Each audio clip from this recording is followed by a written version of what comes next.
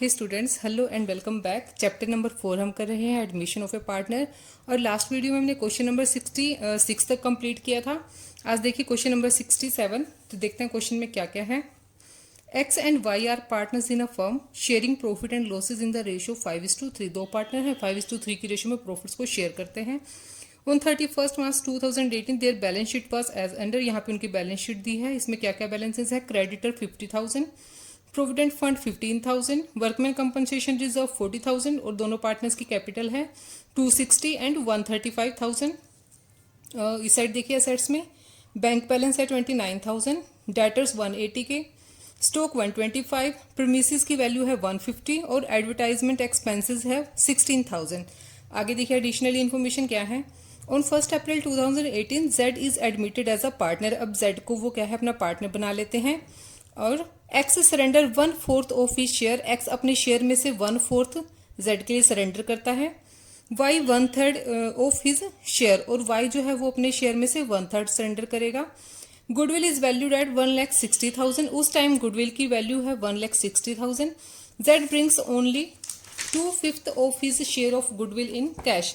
लेकिन जो जेड लेके आया है वो अपनी गुडविल का सिर्फ 2/5 कैश में लेके आया है, बाकी का नहीं लाया कैश में। तो क्या करेंगे, जितना कैश में लाया है उसकी कैश में रिसीव करके उसको हम ओल्ड पार्टनर्स में उनकी सैक्रिफाइसिंग रेशियो में डिवाइड कर देंगे। और जो जितनी वो कैश में नहीं लाया उसकी हम करंट अकाउंट से एंट्री कर देंगे ओल्ड पार्टनर्स को। एंड 150 फॉर हिज कैपिटल और 1,50,000 वो कैपिटल के लिए लाया है। और आगे देखिए रिवैल्यूएशन की टर्म्स क्या क्या है। Premises is to be increase to 2 lakh. Premises की वैल्यू बढ़ाकर 2 लाख कर दी गई है। और पहले कितनी थी देखिए, पहले वैल्यू थी 150 की, यानी कि 50,000 से बढ़ा दिया है। स्टॉक बाय 5,000 और स्टॉक को 5,000 से इंक्रीज किया है। Creditor proved at 60,000 one bill for goods purchase having been omitted from the books. Creditor increase हुए हैं, पहले 50,000 थे अभी 60 हो गए हैं। आगे देखिए outstanding rent amounted to ₹12,000। Outstanding rent है, यहाँ पे भी हमारी लाइबिलिटी अराइज हो गई है। And prepaid salaries are 2,000। यहाँ पे असेट हो गई है, प्रीपेड सैलरीज हमारी असेट होते हैं। प्रीपेड एक्सपेंसेस 2,000 से प्रॉफिट के आइटम है। Liability on account of provident fund was only 10,000। वहाँ पे हमें प्रोविडेंट फंड दे रखा है 10,000 का, लेकिन उसके लिए सिर्फ वो 10,000 ही है, तो 5,000 से यहाँ पे बेनिफिट हो गया, हमें कम हो गई है liability. Liability for workman compensation claim was 60,000। Workman compensation का रिजर्व हमें दे रखा है, उसमें से हमें 60,000 के लिए पेमेंट करनी है। तो आगे देखिए रिवैल्यूएशन अकाउंट बनाना है, कैपिटल अकाउंट बनाना है और हमें ओपनिंग बैलेंस शीट बनानी है। और साथ में हमें नई प्रॉफिट शेयरिंग रेशियो भी कैलकुलेट करनी है। तो चलिए क्वेश्चन को स्टार्ट करते हैं। सबसे पहले रिवैल्यूएशन अकाउंट ही बनाते हैं। Question number 67, revaluation account.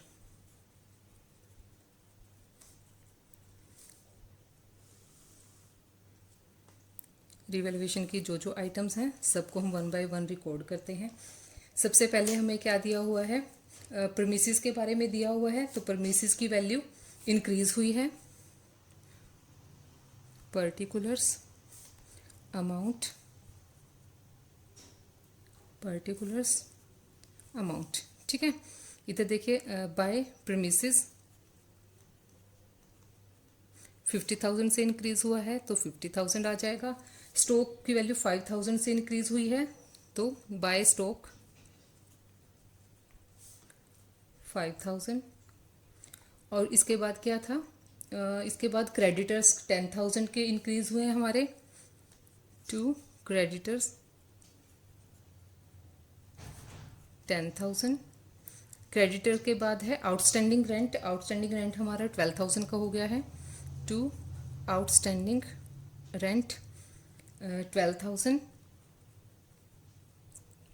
Outstanding rent के बाद प्रीपेड सैलरीज हैं तो वो इस साइड आएंगी, बाय प्रीपेड सैलरी। कितना है वो प्रीपेड सैलरीज हमारी 2,000 से। और इसके अलावा क्या है, liability on account of provident fund pass only 10,000। तो प्रोविडेंट फंड कितने से हमारा डिक्रीज हो गया, पहले 10,000 था, अभी पहले 15,000 था, अब 10,000 रह गया, तो 5,000 कम हो गई है हमारी लाइबिलिटी। तो हमें बेनिफिट हो गया यहाँ पे बाय प्रोविडेंट फंड 5,000। सिर्फ यही आइटम्स है हमारी डिवैल्यूएशन के। अब इनका हम बैलेंस निकाल लेते हैं। 50 + 5 55 60 62 और इसमें से 22 माइनस करेंगे तो कितना आ जाएगा 40,000। ये आ गया हमारा टू प्रॉफिट ऑन रिवैल्यूएशन 40,000। और ये ओल्ड पार्टनर्स एक्स और वाई उनकी रेशो में कितनी दी हुई है, रेशो हमें दी है ओल्ड पार्टनर की 5:3, तो 5:3 में इसको डिवाइड कर देंगे 40,000 को, 25,000 एंड 15,000।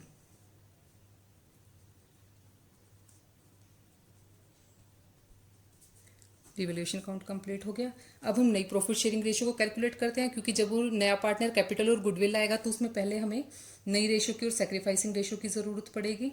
अभी कैलकुलेट करते हैं हम उनकी नई प्रॉफिट शेयरिंग रेशो। नई प्रॉफिट शेयरिंग रेशो हम कैसे निकालेंगे, देखिए इन्होंने क्या किन कंडीशन पे जेड को एडमिट किया है। Z is admitted as a partner, X surrender 1/4 of his share in favour of Z. X जो है अपने शेयर का 1/4 जेड के लिए सरेंडर करेगा, तो अपने शेयर का 1/4 शेयर, उसका शेयर कितना है 5/8, ठीक है, अपने शेयर का 1/4 करेगा जेड के लिए, तो कितना आ जाएगा 5/8 ठीक है। ऐसे ही बी वाई का निकाल लेते हैं। वाई कितना सरेंडर कर रहा है, वाई सरेंडर वो कर रहा है अपने शेयर का 1/3 और वाई का शेयर कितना है इसमें 3/8, तो कितना हो गया 1/8। तो यहाँ पे जेड का शेयर हमें मिल जाएगा। जेड का शेयर कितना है इज इक्वल टू 5/32 प्लस और 1/8 जो वाई ने सरेंडर किया, जो दोनों पार्टनर ने उसके लिए सरेंडर किया, वो आ जाएगा यहाँ पे। इसका हम एलसीएम ले लेंगे 32 और 32 कौन से करेंगे 5 और 8 4 ज़ा 32 4 1 4, ठीक है, कितना आ जाएगा 9/32। तो जेड है उसको प्रॉफिट्स में से 9/32 मिलेगा। अब उस डेट को गुडविल की वैल्यूएशन हुई है 1,60,000 पे, तो फर्म की टोटल गुडविल क्या है, फर्म्स टोटल गुडविल 160 पे हुई है, ठीक है। अब जो नया पार्टनर आया है उसे अपने शेयर की गुडविल लेकर आनी थी, ठीक है। तो जेड का शेयर कितना होना चाहिए था गुडविल में, जेड्स वुड बी शेयर, जो होने वाला शेयर है इन गुडविल 1,60,000 की टोटल गुडविल है, और जेड का कितना शेयर है 9/32, तो मल्टीप्लाई 9/32, इसे मल्टीप्लाई कर देंगे तो अब हम क्या है इनकी गुडविल निकाल लेंगे। इसका शेयर कितना आ जाएगा, मल्टीप्लाई इसको डिवाइड कर देंगे 1/32 से मल्टीप्लाई करेंगे तो 5,000 और कितना हो जाएगा 45,000 जो है वो जेड का शेयर बनता है गुडविल का। अब जेड क्या क्या लेके आया है कैश में, वो हम देख लेते हैं। ही ब्रिंग कैश, कैपिटल के लिए और गुडविल के लिए लाया है। कैपिटल के लिए कितनी मनी लाया 1,50,000,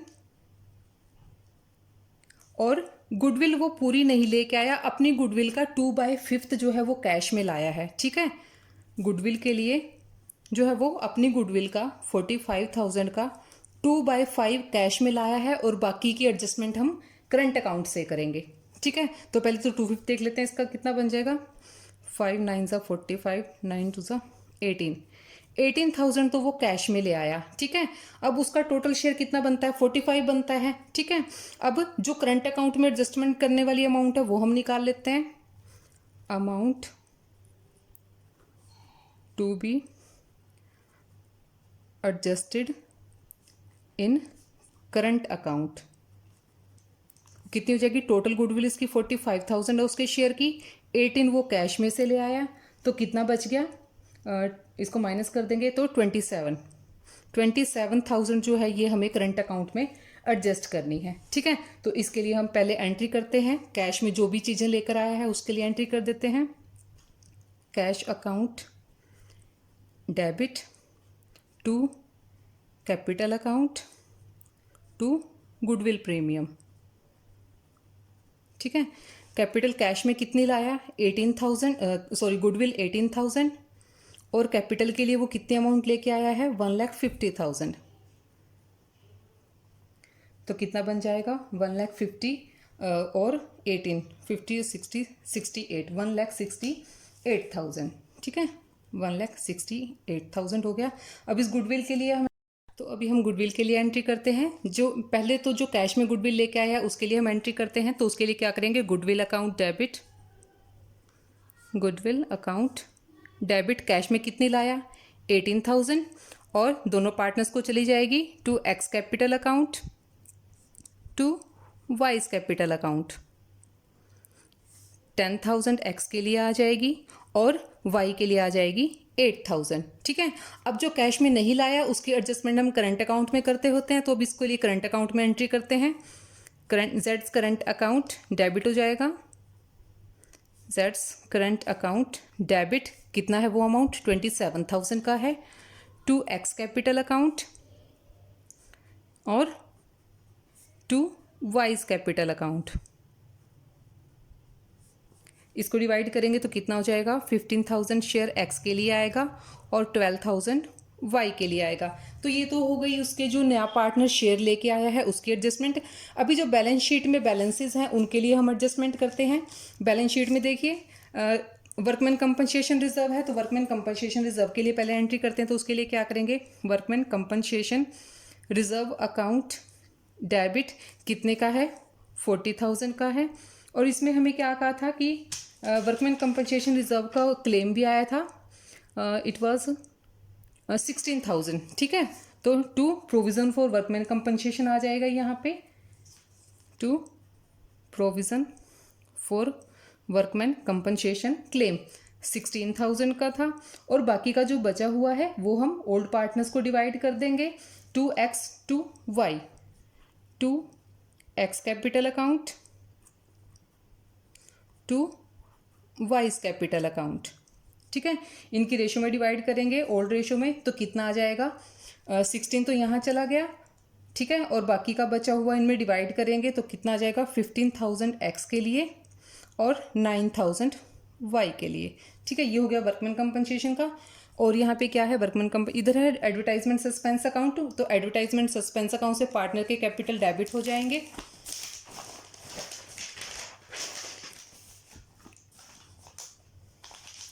तो एक्स कैपिटल अकाउंट और वाइज कैपिटल अकाउंट दोनों को डेबिट करेंगे। X capital account debit, Y's capital account debit to advertisement expenses. Advertisement expenses कितने हैं 16,000 के हैं। इनकी ओल्ड रेशो में डिवाइड करेंगे तो कितना आ जाएगा 10,000 एक्स के शेयर में और 6,000 वाई के शेयर में। अब जो रिवैल्यूएशन पे प्रॉफिट हुआ है उसको डिवाइड कर देते हैं। रिवैल्यूएशन अकाउंट डेबिट हो जाएगा, revaluation account debit to X capital account to Y's capital account. 40,000 का रिवैल्यूएशन पे प्रॉफिट आया था वो हमने डिवाइड किया था, तो एक्स के शेयर में 25 आया था, ये हमने रिवैल्यूएशन अकाउंट में पहले ही कर दिया था और ये हो गया 15,000। ठीक है, अब सभी जनरल एंट्रीज पास हो चुकी हैं। अब हमें बनाना है पार्टनर्स के कैपिटल अकाउंट, तो पार्टनर्स के कैपिटल अकाउंट बना लेते हैं। पार्टनर्स कैपिटल अकाउंट तीनों पार्टनर्स के लिए ले लेंगे हम, कॉलम बना लेंगे तीनों का, एक्स वाई और जेड के लिए। ये है क्रेडिट साइड के बैलेंसेस के लिए और इधर हम बना लेते हैं डेबिट साइड के बैलेंसेस के लिए। Particulars X Y and Z, particulars X Y and Z, ये हैं डेबिट साइड के बैलेंसेस। तो पहले तो जो ओल्ड पार्टनर्स हैं जो पहले से ही पार्टनर थे उनकी कैपिटल के बैलेंस हम नोट कर लेते हैं बाय बैलेंस बीडी। कितनी कितनी कैपिटल थी उनकी 260 और 135, 2,60,000 और 1,35,000। उसके बाद वर्क जो भी हमने जनरल एंट्रीज की हैं वो सारे हम यहाँ पे रिकॉर्ड कर देंगे। वर्कमैन कंपनसेशन रिजर्व मिला था उनको बाय वर्कमैन कंपनसेशन रिजर्व, इनके शेयर में कितना आया था, एक्स के लिए 15,000 और वाई के लिए 9,000। और रिवैल्यूएशन का प्रॉफिट था बाय रिवैल्यूएशन, वो कितना कितना आया था 25 और 15, 25,000 और 15,000। उसके बाद जो नया पार्टनर गुडविल लेके आया था वो उन दोनों ने ली थी, उनके कैपिटल अकाउंट क्रेडिट हुए थे, तो बाय गुडविल कितनी कितनी थी वो गुडविल की अमाउंट 10,000 और 8,000, वो 18,000 लेके आया था। 10,000 एक्स के पास आई थी और 8,000 वाई के लिए आई थी। जो जेड का करंट अकाउंट से हुआ था वो भी कर देंगे बाय जेड्स करंट अकाउंट। ठीक है, वो कितना था 15,000 और 12,000, टोटल 27,000 का बैलेंस था। और क्या रह गया, एडवर्टाइजमेंट एक्सपेंस की वजह से पार्टनर्स डेबिट हुए हैं तो इनको डेबिट कर देते हैं टू एडवर्टाइजमेंट एक्सपेंसेस। वो कितना कितना था 10,000 और 6,000। ठीक है, अब और क्या रह गया यहाँ पे, अभी सिर्फ जेड जो नई कैपिटल लेकर आया है बिजनेस में वो रह गई है बाय कैश। कैश में लेके आया है, कितनी लेकर आया था 1,50,000। 1,50,000। तो यहाँ पे हमारे इनके बैलेंस सारी चीज़ें हमने रिकॉर्ड कर ली हैं। अब इनका हम क्लोजिंग बैलेंस निकाल लेते हैं टू बैलेंस CD। टोटल करेंगे इनका, इसमें से 10,000 माइनस कर देंगे 260, 75, 75, 95, 1,10 माइनस 10,000 3,15,000 एक्स के लिए। और ऐसे ही वाई का भी बैलेंस कैलकुलेट कर लेंगे तो इसका आ जाएगा 1,73,000 और जेड का 1,50,000। तो कैपिटल अकाउंट हमारे कंप्लीट होते हैं। अब हम बनाएंगे इसकी बैलेंस शीट। तो बैलेंस शीट के लिए देखिए, बैलेंस शीट का परफॉर्मा बना लेते हैं। लाइबिलिटीज, अमाउंट, असेट्स और इधर अमाउंट के लिए। ठीक है, अब जैसे जैसे हमें बैलेंस शीट में दे रखी थी उसी सीक्वेंस में हम इनको रिकॉर्ड कर लेंगे। तो इधर सबसे पहले क्रेडिटर दिए हुए हैं। क्रेडिटर पहले हमारे 50,000 के थे, 10,000 से इंक्रीज हुए थे प्लस 10,000, तो टोटल कितने आ गए 60,000 के क्रेडिटर बन गए हैं। उसके बाद प्रोविडेंट फंड, प्रोविडेंट फंड पहले 15,000 का था, उन्होंने कहा था कि वो अब 10,000 रह गया, इट मीन्स 5,000 डिक्रीज हुआ था, तो नेट बैलेंस 10,000 का है। और आउटस्टैंडिंग रेंट की अमाउंट थी हमारी 12,000 से, तो वो भी हमारे लिए लायबिलिटी होती है, आउटस्टैंडिंग रेंट 12,000। इसके अलावा सिर्फ कैपिटल है इस तरफ की।